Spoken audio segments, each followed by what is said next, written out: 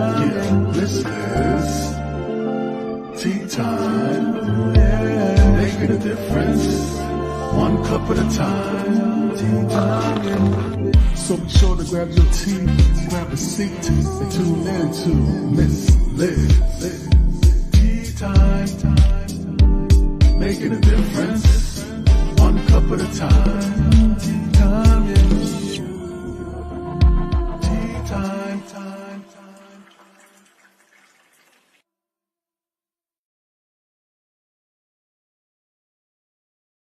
Well, welcome to Tea Time. That's right. It is Monday. It is not Thursday. So you know what that means. It means it's a rescheduled Tea Time. So I want to welcome everybody for joining me today on Tea Time. But before we get started on today's show, I want to get you over to Miss Liz's YouTube channel. Give that little doorbell a ring and subscribe to the channel so you can watch these Tea Times at any time in your home, in the car, at a picnic, all of that good stuff. And what does Miss Liz offer you? Well, I offer you over 300 different interviews from different guests from around the globe with different stories, different books, different services and organizations and all of that good stuff. So there's lots of good, juicy stuff in there. Now, today I have the incredible Fern Brady joining me, and she is back here. She was a guest that was scheduled for July, but you know what? Mother Nature hits us sometimes, and we have to just go with the flow, right? And that's what Tea Time's all about. We go with the flow. And I am honored to have her here. So let's do the disclaimer. Let's get some of Fern's bio out there, and let's get Fern in here and let's spill a tea on legacy in words. That's right. We're serving a different type of tea today. So get ready for that, because we're going to have some deep conversations, because we already started having some conversations in the background. So disclaimer for Miss Liz's Tea Time live show. Miss Liz myself is going live using StreamYard. Before leaving a comment, please grant StreamYard permission to see your name at StreamYard.com. Please be advised that the content brought forward for any Tea Time show hosted by myself, Miss Liz, is always brought forward in good faith. However, may bring forth dialogues and opinions that are not representative of my platform. The facts and information are perceived to be accurate at the giving time of airing. All Tea Time guests and audience participants are responsible for using their good judgment and taking any action that may relate to the discussion. The content brought forward may include discussions for some where they may be emotionally at risk. It's significant to know that the show is engaging in discussion forums only to offer and inspire awareness and connection, and is not providing therapeutical advice. If you have any questions about the disclaimer or the panelist discussion, you may freely contact me, Miss Liz, through my email at bookingmissliz@gmail.com. Moving forward, should you choose to voluntarily participate in today's show in any aspect, I myself, Miss Liz, welcomes you. And should you decide that the show is not made for you at this time, I respect those wishes and see you at a later date, at a later show in the future. So again, all Tea Time shows are done on Thursday, 3 p.m. and 7 p.m. Eastern Standard Time. That's the original date for Miss Liz. If you see a Monday, Tuesday, Wednesday, it's a rescheduled, surprise, or a special tea time that is brought to the table that Miss Liz feels that needs to come to the table. So now a little bit on my guest. Well, who is Fern Brady? Well, Fern Brady is the founder and CEO of Inklings Publishing. She began her professional life as a foreign correspondent and taught for 15 years in Alief ISD. She has published numerous short stories, 2 children's pictures books, and a couple of poems. Her debut novel, United Vidden, which is book 1 in her Thyrei's Galactic Wall series, I'll get her to say that, was given a glowing review by Doctor Who Online, the official site of the Phantom. Love Calls, which is a book 1 of the Dragons and His Kitten, released in 2023. She also has a graphic novel collaboration, Mr. Landen Library, with the amazing, talented Rosa Maria Garza. She has returned to the leadership of the Houston Writers Guild, with whom she serves as the CEO for 4 years previously, and is a full-time teacher again for the Thyrein ISD. I'm going to get her to tell us what that ISD is, because I'm curious about it. Now let me get Fern in here and let's spill some tea with you all. Welcome, Fern. Hi, thank you for having me. So anything that I mispronounce, I'd like you to say it so that we can get it out there correctly. The ISD? Yeah. Well, the Thyrein Galactic Wall. Thyrein Galactic Wall. is what I call it. And that's very much, it's interesting because when you're looking at literature, right, you're reading a book, a lot of times in my head, I will be pronouncing the characters' names or places in a certain way, especially with fantasy stuff. And then I hear other people pronounce it, and I'm like, oh, wait, that's not how I've been pronouncing it in my head. But I think it counts however you pronounce it, you know? I had that with what's the character's name in Harry Potter, Hermione, right? I think that's how you pronounce it, right? Hermione. That's how we found out on the movies. But like, I don't remember I had been pronouncing it in my head, completely different, you know.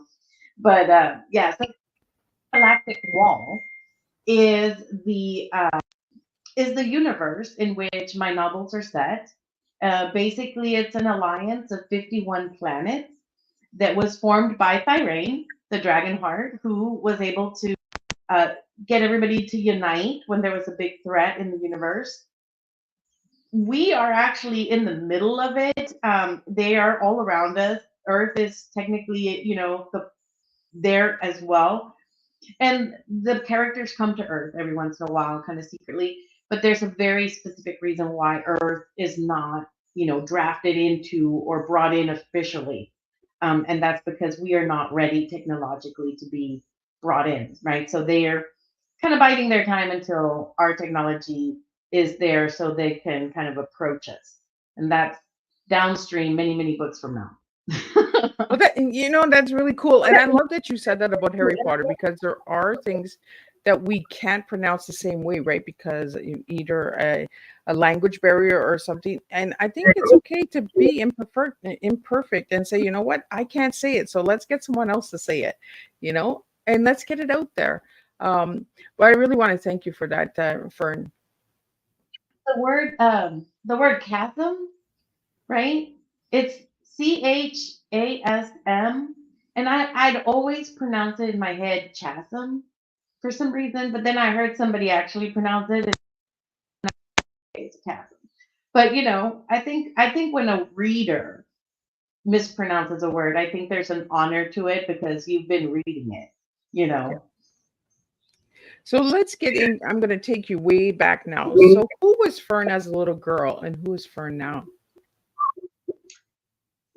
Fern as a little girl is a very nerdy little creature who, just was wanting to live in books. I loved stories and I loved reading. And so my dad filled our household with books on the Knights of the Round Table and adventures and mythology and a lot of very fantastical areas and books like C.S. Lewis, Narnia and stuff. And so I grew up living in other worlds and believing in dragons and in magic and pretty much staying away from real world, which was a harder place for a real Fern because she was a little chubby girl, and so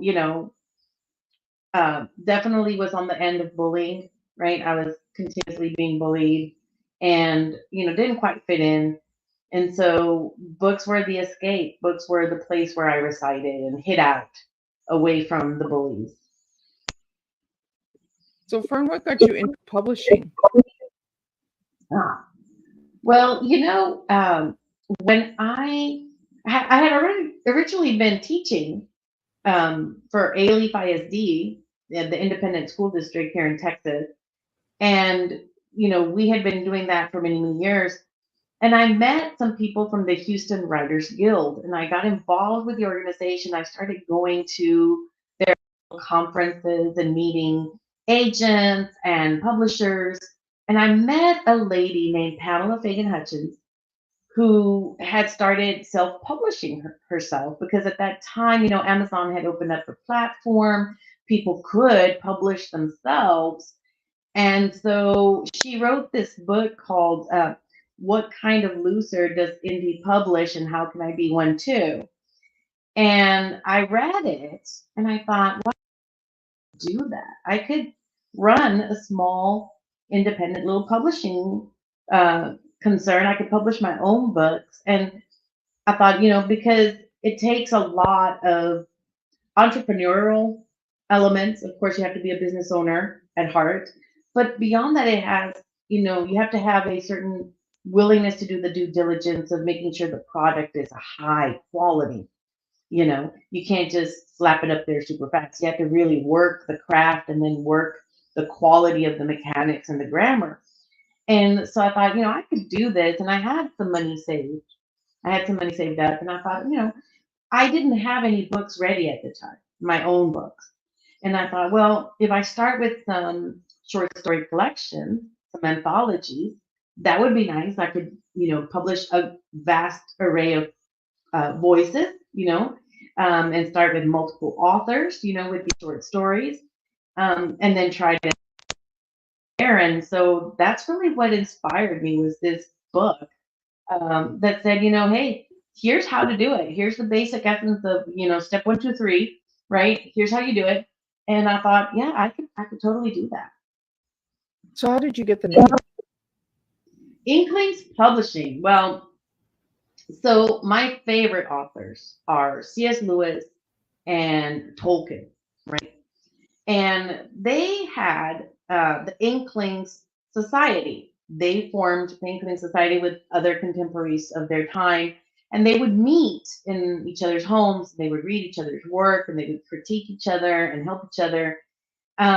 They would do writers' retreats and things. And so I'd always loved the Inklings Society name. And so I thought, well, I'll just take Inklings and add publishing to it. And that's how we got our name. It's a nod to my favorite authors. I like the name. It makes me think of ink dropping on paper. Yeah, and the lady that did our logo, she did a lot of political branding and working with the different school board politics and campaigns and things, and she came up with this logo, and I was like, oh wow, this is so you nailed it, right? The little ink pot and feather from way back when. And that's what I like. It's the history, right? And that's what we were talking about before we went live, right? Is the legacy. So I want to get into the legacy in words because that's the tea that you gave me. And we were talking about that backstage before we went live about the legacy on how we don't speak about it enough. So let's get into the legacy in words and what that means to you, Fern. Yeah, so when you're kind of creating a company, one of the business plan elements, things that you have to kind of really think about is your why, right? Why are you doing this? Okay, yes, you could, you have the skill set, you have the money, whatever, but why do you really want to do this, right? And as I kind of explored that idea for myself, like, why am I wanting to invest in books? Why do I want to have these books out here available for people to read? Why am I investing in these particular authors and their voice and their message in their books?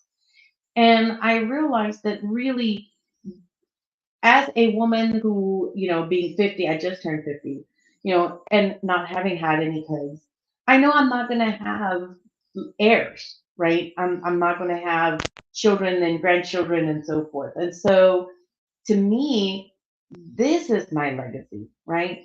The words and the messages and the themes, and the entertainment and the stories that are left behind in these books, my own writing as well as that of the authors who I publish, this is my legacy. This is what I leave behind, and in many ways I feel really honored because this is a legacy that may impact many generations to come. You don't know years from now who is going to pick up one of these books and who's going to read a story and have some kind of a response, a reaction, a desire to do something different for our world because they read something in one of the Inklings Publishing books and by one of our authors, and so it's a legacy that will endure, and that's the hope, for generations to come. These words will impact hopefully many people. Well, and that's it, right? In 10, 20, 30 years, we don't know where our books are going to take us and who's going to read them and You know, who's going to be reading that book and saying, "Oh, does she have more? Does he have more? Like, can we get more?" Uh, so let's talk about your books. When did you start writing your own books? Because you're publishing other authors, but when did you start writing your own books, Fern? Well, I've always been a writer, so I've always had, manuscripts of this and that floating around. I recently opened up a tub of writer's notebooks from when I was a kid, a teenager, and I realized I read a lot of pirate stories during one period of my life. I don't know why I was so in love with pirates in that moment. They're But cute. Come on, pirates are so underestimated. I think they're feisty, and they're the bad boys, right? so funny because like a lot of the characters that I love the most are outlaws, right? Technically, kind of outlaws, kind of rebels, but there's honor to them. There's honor codes to them. So I really love that, and I think that's one of the things I loved about pirates so much. They had very egalitarian systems, really, considering the time they lived in for their ships. And I think that's why also I found a random Viking story that I had written, because Vikings, So apparently I'm into that kind of crazy stuff. But I've been writing these, but the world of Thyrein and his galactic wall and these planets, Planet Jorn, that was born in my classroom. I taught sixth grade for 15 years. And in fifth grade, we have social studies, world cultures. And so every year, we would talk about geography and how the geography of our planet affected the development of cultures. And we talk about different government styles and the elements of culture. And every year, I would have the kiddos make a planet. They would draw a map of an imaginary planet, and they would put different geologic features on it. We would create different boundaries of political divides, and we would develop our own stories. We would develop some mythologies for these people, government stories, the call to adventure quest stories, and there would be other creatures in it. So we would develop stories across these planets. And as I modeled, for the writing pieces, I was making my own planets, right? I made Planet Jorn and Verena and Amiel and the whole drama with what's going on in there in United Vidden. And so these stories were born in the classroom, with my kids writing and modeling and having them create their own cultures. And what a better way to learn about world cultures and how culture develops and how it changes, right? Is by creating your own, making your own up and making up your own laws and rules and mythologies. And so they had a blast doing it. And, over the years, these stories just got collected. And when I took time away from being a full-time teacher, was working mostly with writing in the schools and doing part-time teaching, I started doing more of my writing, and that's when I met this lady and started a publishing company. And that's when I got real serious about building these books. And yeah, these worlds have captured me, beyond anything else I'd written. These were the more developed because I'd spent so many hours with my students working on them. So when you wrote your first book, how long did it take you to write it, Fern? Oh my goodness. Okay, so United Vidden came out in 2020 in the middle of the pandemic. And it took, to get it to a place where it was really ready, it took about 10 years, to be honest. Yeah, because I had started in the classroom, like I said, but it was very fluffy in the classroom. And, we revised some because we're working on revision as well. But we had not done anything real deep. And so when we got more serious with it, that's when it began to morph. And it really was a product of the critique groups that the Houston Writers Guild hosts, being able to share my pages and get some feedback on how other people are receiving it, how it's landing, what is clear, what's not clear, what needs to be more developed. And my work with Max Regan of Holodeck Press. I had the pleasure of meeting him through a mutual writing friend who invited me to one of his June retreats. And he is amazing. He's a great editor and he's a writing coach, and he looks at your work, as a whole. And, he has been the one that has helped me to really form a cohesive element to my universe. And so, yeah, it took about 10 years for it to really be in a place where you could say, oh, yeah, let's get it out there. Which is why I authors, right? Because like it took me forever. Well, and I think it's important for the listeners and audience to hear this, right? That not every book is written in 2 days. Some take years for you to get it together. And so if you're thinking about writing a book and you're like, oh, I can't do it. I can't do it in 2 days. I can't do it in 2 weeks, because there's so much pressure on book writing in today's world, right? And especially with the AIs writing all their own books and all of this now, it takes away from the process and the journey of writing these books and putting the content together and building the characters and all of that. So what was the hardest part for you to write in the first book? I think the hardest part for any author, is realizing that the first draft really seriously is a hot mess that needs to be fixed. We all would love to write a scene, write a first draft, and send it to an editor or whatever, and that person say, oh my gosh, it's genius, you're magnificent, don't change a word. We would love for that to happen, but the reality is that doesn't happen. There's always a lot to be improved. And I think that is the hardest part of writing, is not wanting to rush. We all want to hold our book in our hands. We all want it on Amazon. We all want it to be a bestseller. But if it's going to have a lasting legacy, it has to have depth. And in order to develop a story with real depth, with characters with meaningful lives and meaningful changes and nuances that will resonate with people and make an impact in our world, then we have to take the time to actually develop that, to be willing to work it and rework it and rework it and get sick of it and keep going and not give up on developing the best level it can be in a rush to just get it out there. Yeah. Well, and that's the thing, right? We go right back to the legacy again. A legacy is not rushed, right? It's not done in 24 hours. It takes time, what legacy are you guys leaving behind? What legacy would you like to leave behind?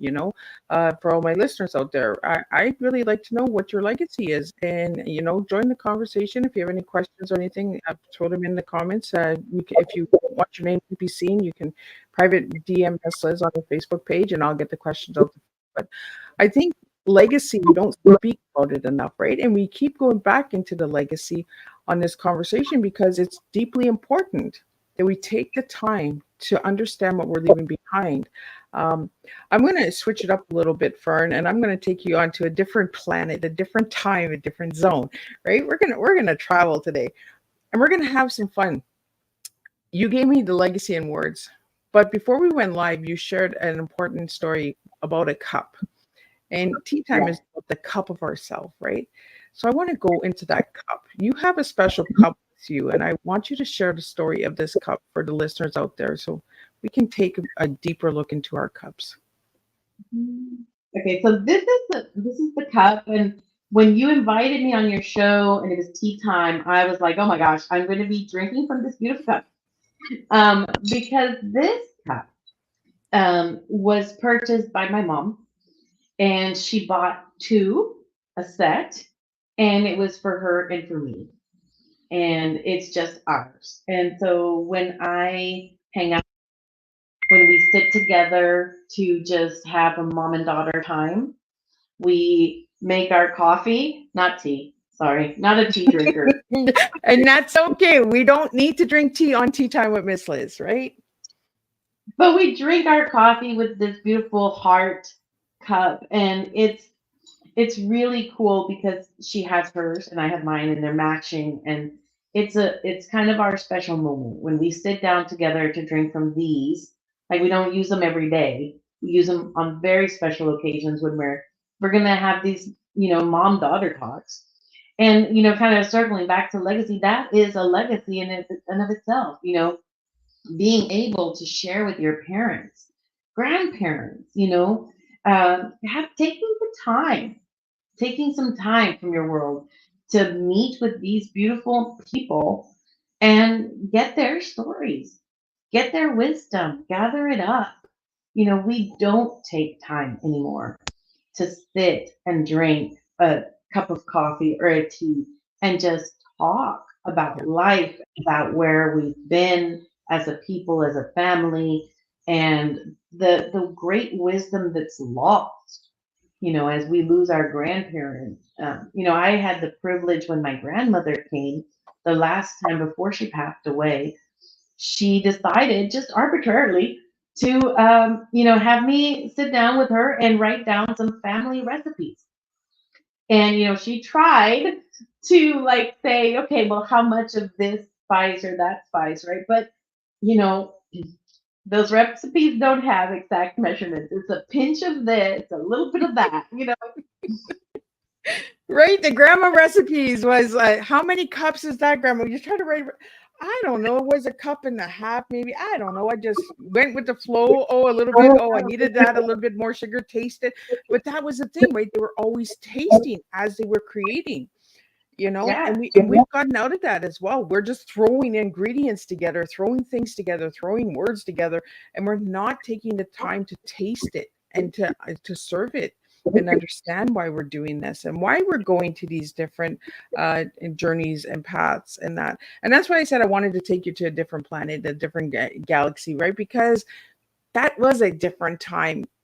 The legacy of grandparents, right? The legacy of connection and having that moment, making these special moments and holding on to them. And tea time always goes in a different avenue. I never know where it's going.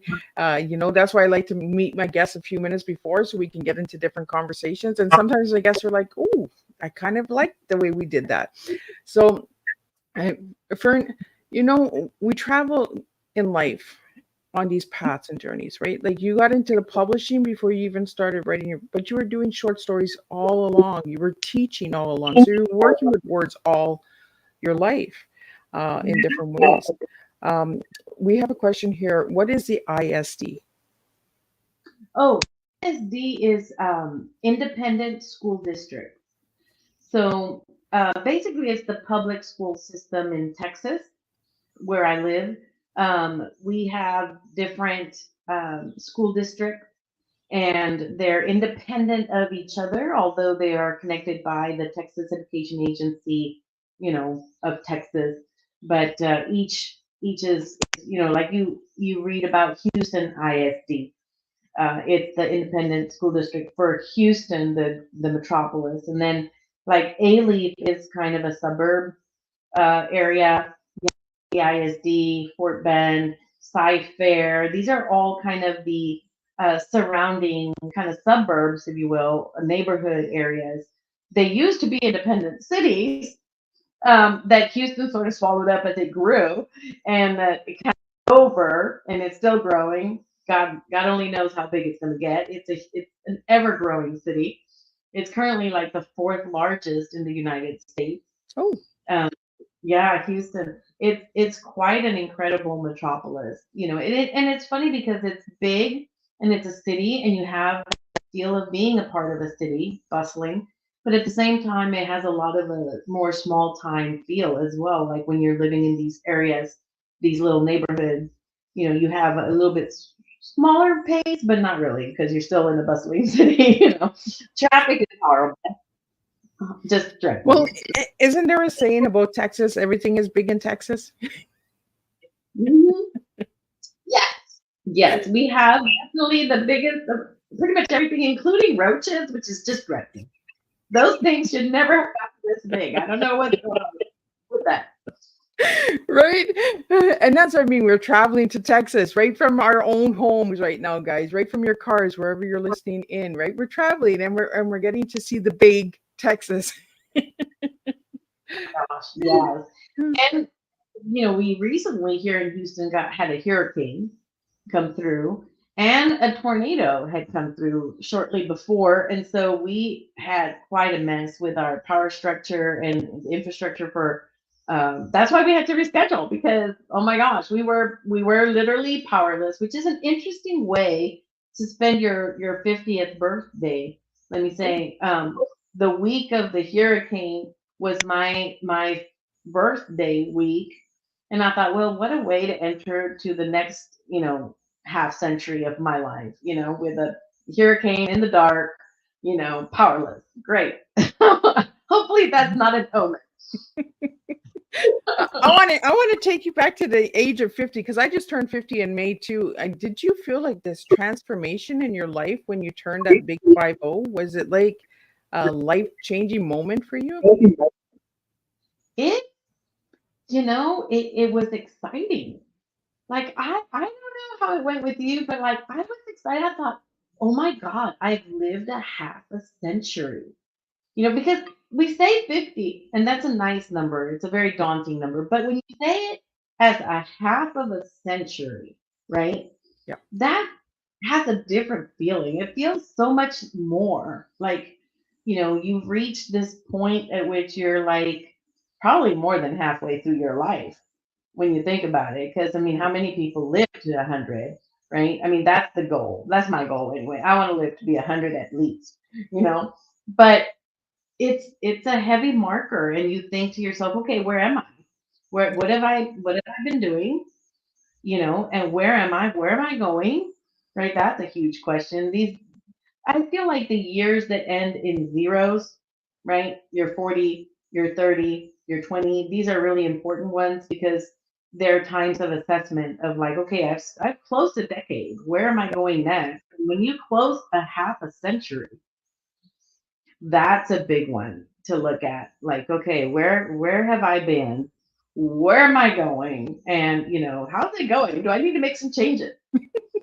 Right? It's like an eye-opening. I know when I turned 50, it was like, I've lived this long, and what do I want to change in the next 50 years? Mm-hmm. Oh yeah. And you start very serious about your health, right? Yes. Because when you're young, under 50, you have this sense of, oh well, I can eat a little bad because I'll be better later, right? But the consequences start showing up. They start showing up. And so you start thinking, okay, if I really want, and especially when you're a writer and you're thinking about a legacy, right? There's so many books in this series. There's so many stories in my mind. I know what I want to create, right? The bigger picture. And you start thinking, well, I better start getting a little healthier. I better start doing some exercise, start eating a little bit better because I want to last. I need to, they don't get written super fast, right? So if I'm going to make it and have, a good opportunity to really birth all these novels, then I better get serious about being healthier. Yeah. Well, and that's the thing, right? When we're 50, it's really an eye-opening to see like all of the stuff that we've done. And it's like you said, like it's half a century. And not all of us will make it to 100. My grandma made it to 97. She refused to make it to 100. She's like, I've seen enough of this world. I do not want to make 100. And here I am. I want to make 100 because I want to have my granddaughter be able to celebrate her 50th birthday with me. These are the things that I look at. Is it possible? Absolutely. If you look at your health and you look at the story and the legacy that you're leaving behind, it's a time to reflect on your life. And that's what tea is, right? We're reflecting. We're taking that time and that moment to recharge ourselves. So I want to get into the second book. The first book took you almost 10 years. So how long did the second book take you, Fern? The second one didn't take us long. It took 2 years to bring it out. Love's Call. Now, it's interesting because Love's Call is actually book one of a smaller series that happens before the events of United Vidden. One of the characters that is going to be very important for the closing of the whole thing, like how everything concludes, is really a minor character, Nicomere. But he is a half dragon, half human. And what happens when you throw in dragons in stories is they have a tendency of wanting to take over the whole narrative. Okay, they think they should be the focus of everything. All right. And so I told them, you can't take over this narrative. This is not your novel. This is Brenna and Emil's story. It's not you. So he insisted he needed his story told. And so I created Love's Call to kind of give us that background of who is Nicomere. And as we see him in developing in the main line, what I call the main line of the series, we, when he comes to that place of making that choice and helping in the way he's going to help, it does help to see why, his why he does that, and it's because of his own journey, right, that he's had. So this is Love's Call was Nick and Danipia's story, and how how he is managing his own storyline and what he's going to end up doing. And you do see him, like I said, in United Vidden, you see him a little bit, and in War Rising, which is coming up in December, that is the story, the second part, right? What's happening next? You get to see him more. He starts interacting with them more, and you're going to see him more and more. But you can't build him into this story because it's not his story. He needs his own book. He's got to wait. It takes time to build that dragon. I like that. You have to be careful. I always tell people when I do workshops, right, writers workshops, I always go, look, if you get stuck, throw in a dragon because they'll get the story moving. But you have to be very careful because they will take over. And before you know it, the story's all about them, right? And it was hilarious because this one lady was like, well, Fern, but I don't write fantasy. I write, normal stuff. And I was like, well, what about a dragon inn, right? What about if your characters go to Dragon's Inn? And later, like she texted me, she was like, Fern, it actually worked. I it worked. Yeah, just be careful because the story will not circle around that dragon inn. The spirit of the dragon's there. That dragon really pushes us, right? Because but there's these little tiny dragons sometimes, that can really just take us on a different journey and take us by surprise. So in all of your books, are there dragons? All pretty much.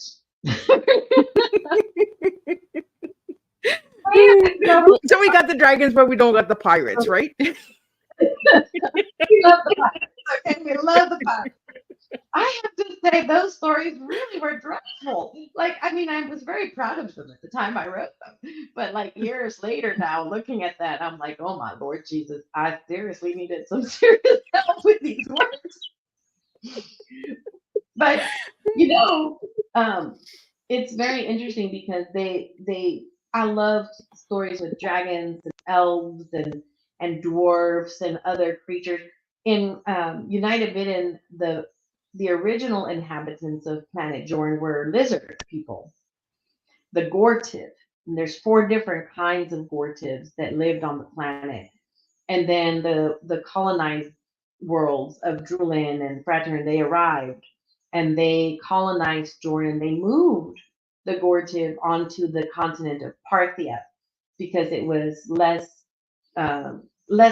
desirable for them. And so they've been there all these years, and now for the first time they're gathering together, uniting under one leader who is wanting to say, hey, this was our world and we want it back. And so it is a really interesting exploration. A lot of the genesis for that storyline came from a lot of the conversations around Columbus Day and our Native Americans and how they were treated and how their lands were taken and their cultures.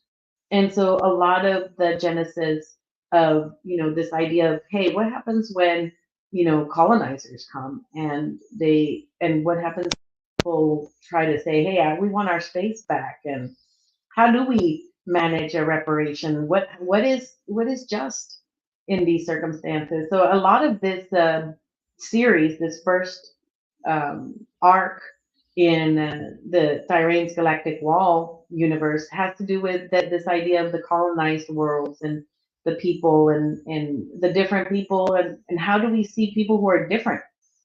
These are lizard people. They're humanoid lizards, right? How do we live with and coexist with completely different kind of looking people, right? Is it, I think Star Wars sort of plays with that as well, and Star Trek as well to some extent, these beings that don't look like us, Yep. right? How do we, it explores this issue that we have of prejudices, and, why does everybody have to look like us? Why can't we just enjoy that different cultures are different, and they look different, they dress different, they do different things, and why can't we enjoy that? It's an Exactly. interesting exploration. Well, it's enjoying the differences between each other. One might like blue, one might like purple. Doesn't mean that one is better than the other. Because everybody has their own likes and dislikes and beliefs, and so why are we devaluing everyone else's beliefs and likes and dislikes, and say no, you shouldn't like that, and you should, a lot of shooting going on in this world. Where I think what I like about Galaxy stories and storylines like what you've done, Fern, is you've opened up the mind of understanding the difference between different planets and different individuals and species, stuff like that as well. And we have species around us all the time. We have plants, we have animals, we have it's right in front of us, you know.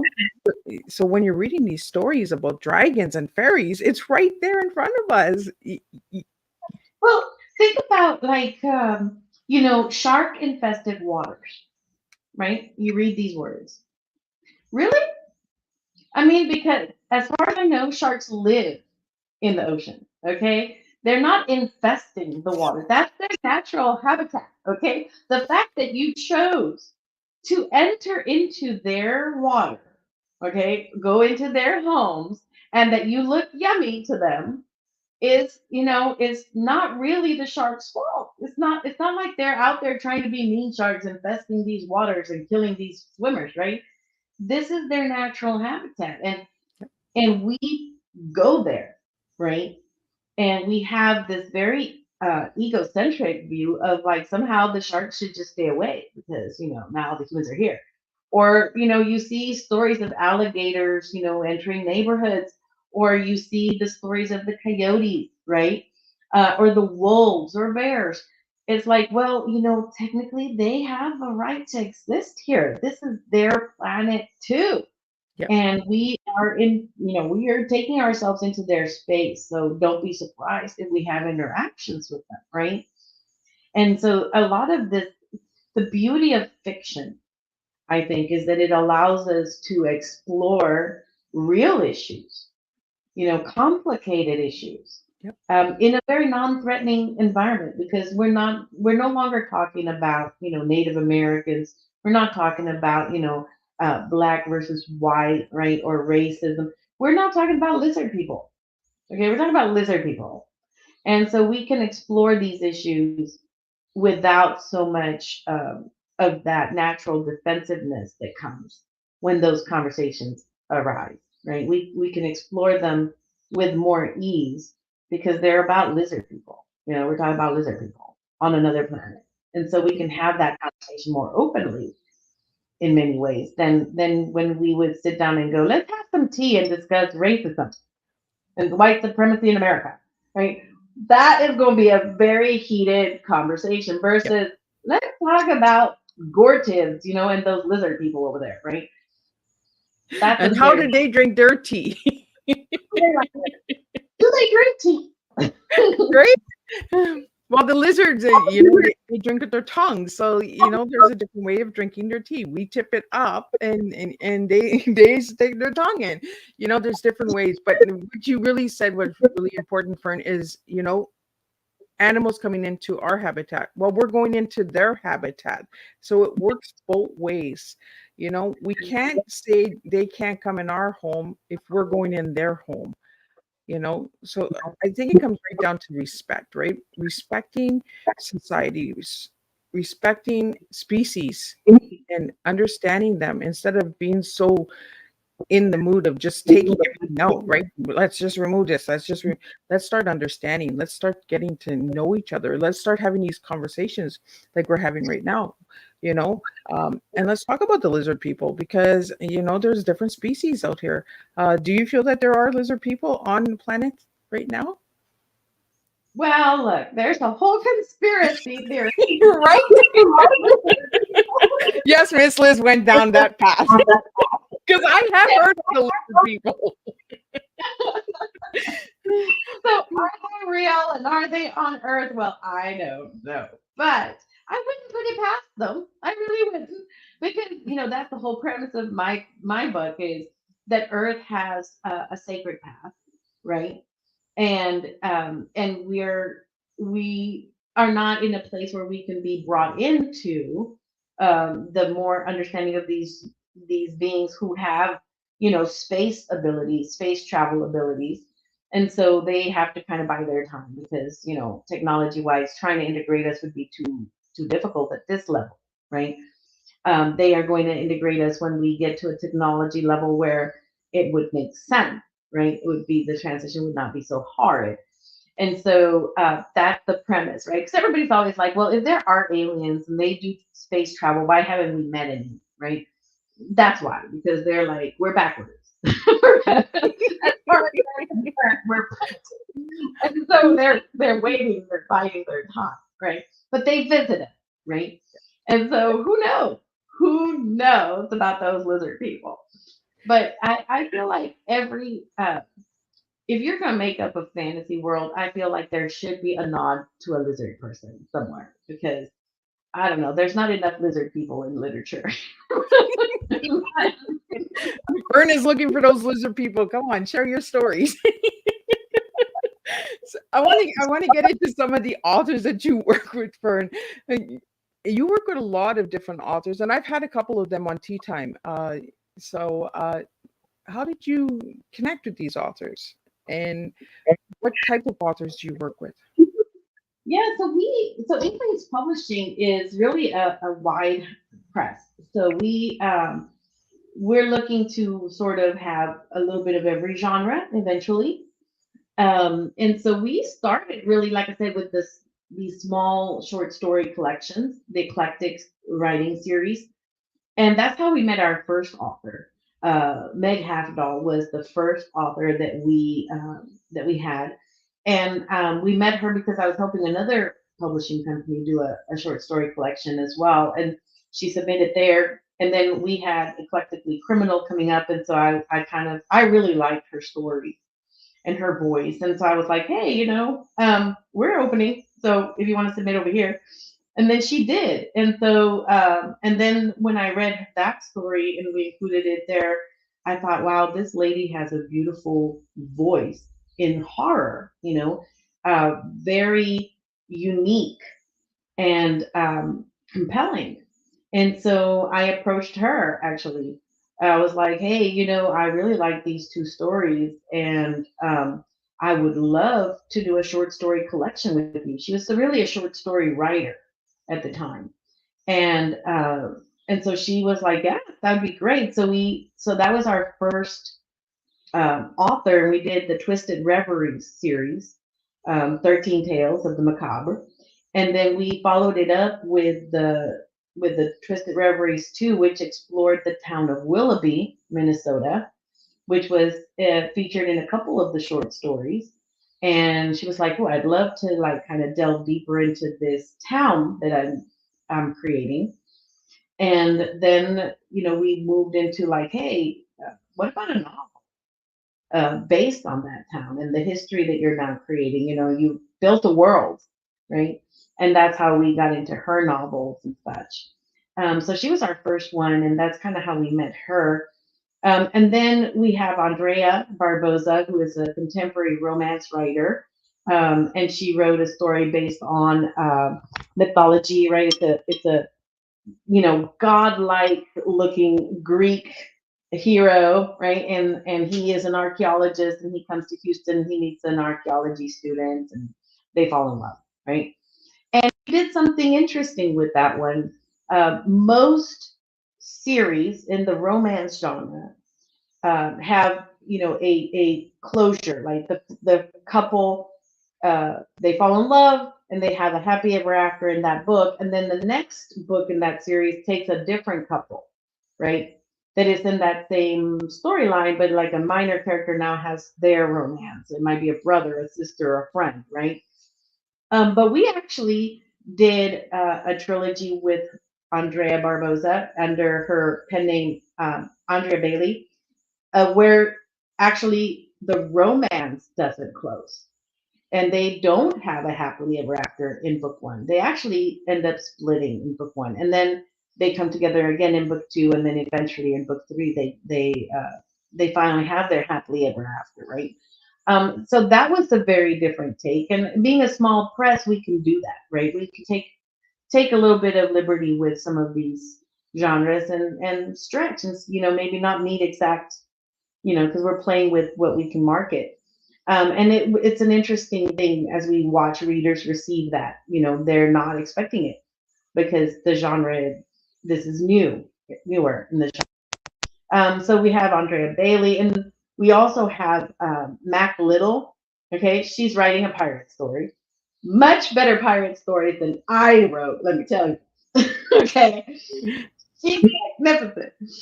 And her stories are all about the 16th century Caribbean era and the Maroons, the enslaved peoples there, and how they created, they freed themselves, and they created a society there. And it's an area of slavery, the history of slavery, that we don't usually read about, that we don't hear about. We think about it only kind of in terms of the mainland US, but in other parts of the world and in the New World, there was a lot of slavery.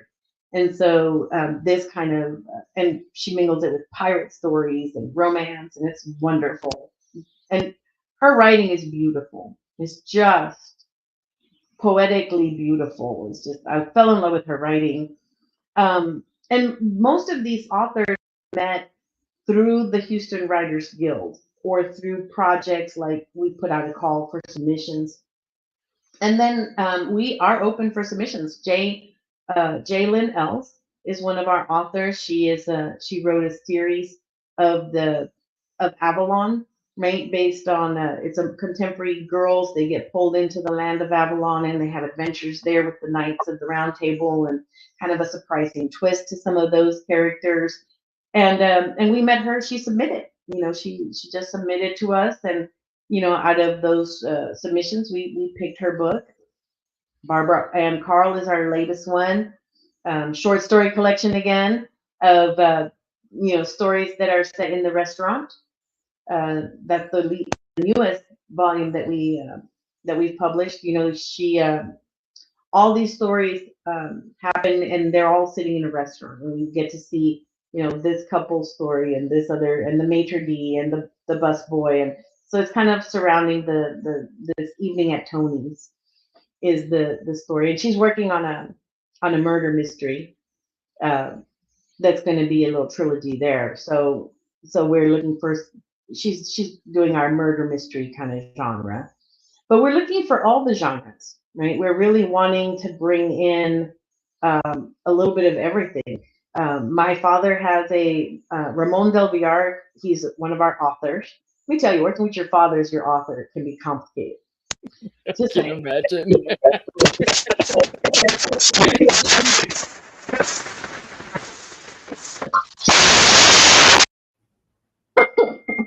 But because he worked for the federal courts all his life. He retired, and so he has seen a great deal of cases and all kinds of situations, legal situations. And so he writes characters, an attorney.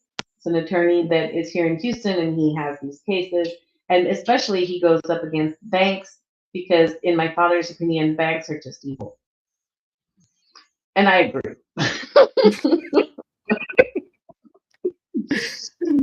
I can just imagine how it is to work with your father, you know, uh, especially when it's with family, right? Because then you got to give that hard feedback back, and you got to be like, I'm not sure about this, and where you're going with this, and all that. So, We had to assign him another editor. Couldn't work with me because, we could be a little bit stronger with him. Like, these are the revisions we. and he probably pulled the dad card. Yes, it's not easy. Let me tell you, it's not easy. So, Fern, if anybody would like to reach out to you or to connect with Inkling Publishing, how can they reach out to you? Well, you can just go on to our website, inklingspublishing.com. We are open for submissions through the end of this month. Actually, we have a window open. We've been collecting wonderful options, and our acquisition editor is looking at options right now.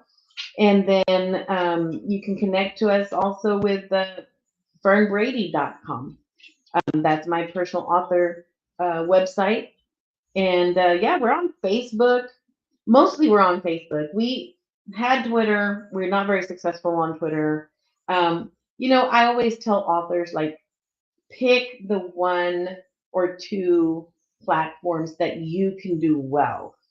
And then, really push those and don't worry about the others, because it's better to do a couple really well and deeply and connect with your readers than to try many and not really have much success. Meg, for example, is really great at Twitter. She has a great following through Twitter, and she's not that big on Facebook. So it's really about what works for you and finding that one social media or two platforms that really work for you. Jay Lynn does TikTok and Instagram videos. I know.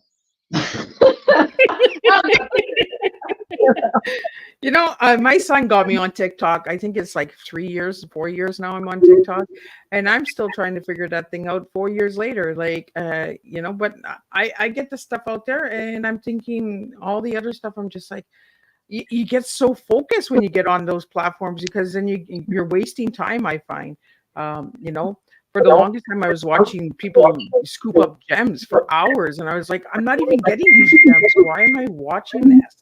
You know. So, Fern, what final message do you have for everybody out there? The most important thing is to really explore why. I really like that is the one question you need to ask yourself on a regular basis, at least once a year.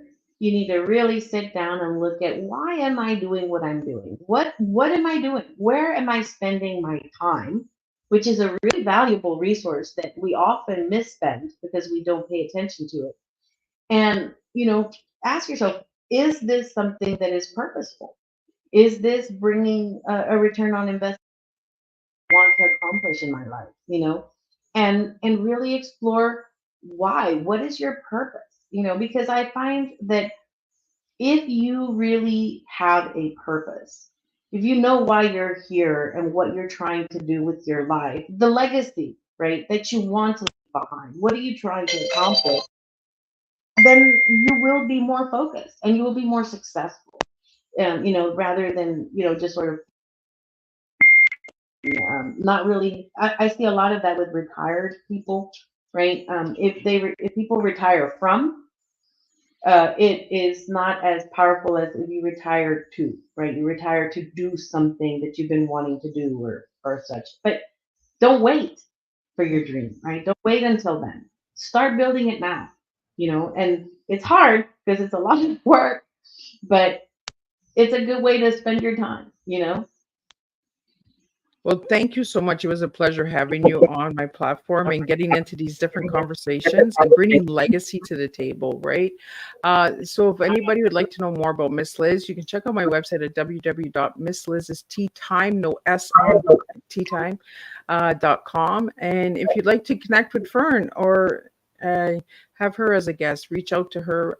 Again, her website is www.inklingspublishing.com. Check her out there. Check her out on Facebook. And I want to give a special shout out to Mickey Mickelson, who has given me another incredible guest. Check him out as well. Creative Edge, right? I think Yes. I got it right. I got so many of these people that that come to me, and I just want to thank you all for working with me and collaborating with me to have these incredible conversations. So let's keep the tea flowing, and I will see everybody on Thursday with 2 new TEAs to serve, and we'll see where that takes us and have a good conversation. So until then, keep serving your tea, and let's just make a difference one cup of tea at a time with real life stories and words. Until then, Miss Liz will see you on Thursday.